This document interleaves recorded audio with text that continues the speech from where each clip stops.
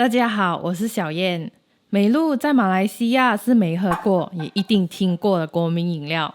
这期回应观众朋友的要求，来制作这款小朋友非常喜爱的美露蒸蛋糕。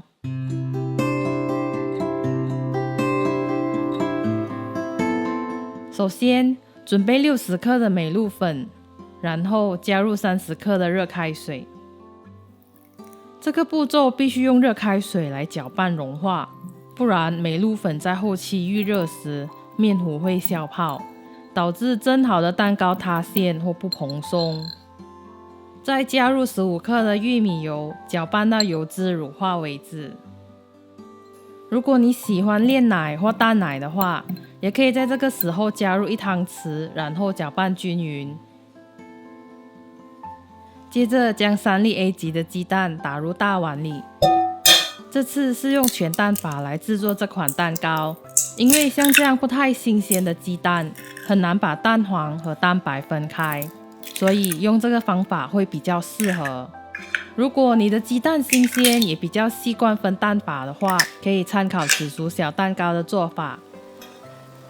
然后烧开一锅水，而将蒸锅预热。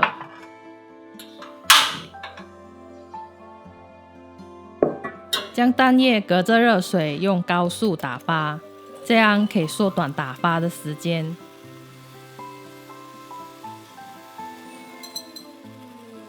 将蛋液打到有出泡泡时，加入30克的糖，然后继续用高速打发。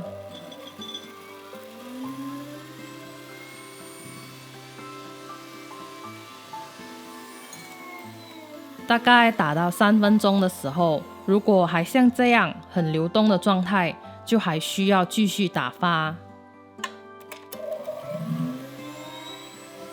当蛋液的纹路越明显时，就代表差不多了，可以停下来试试看用蛋液画线条。线条像这样不容易消散就 OK 了。全蛋打发的过程大概需要5到8分钟。然后将调好的美露加进去，一边加入一边用低速搅拌均匀。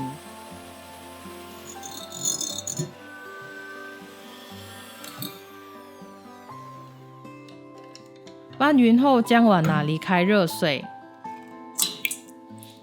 然后将70克的低筋面粉分2到3次过筛进去，翻拌到没有干粉为止。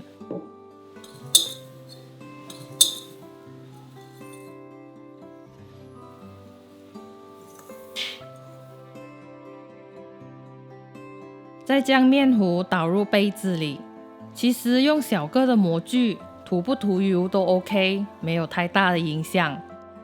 不过如果你是用蛋糕模具的话，在底部放烤纸会比较方便脱模。然后用筷子削掉大气泡，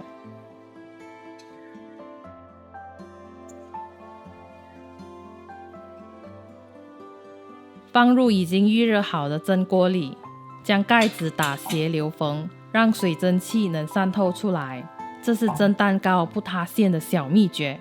然后转中火蒸20分钟，火候和时间你可能需要自行调整哦，因为每个火炉的火候和锅子的聚热都不一样。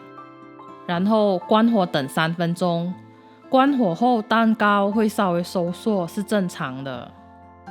简单又好吃的美露蒸蛋糕就这样完成了。如果你觉得直接吃的话味道不够浓厚，可以撒上美露粉，让味道变得更浓厚。又或者美露粉加适量的热水，调成浓郁的美露浆淋在蛋糕上。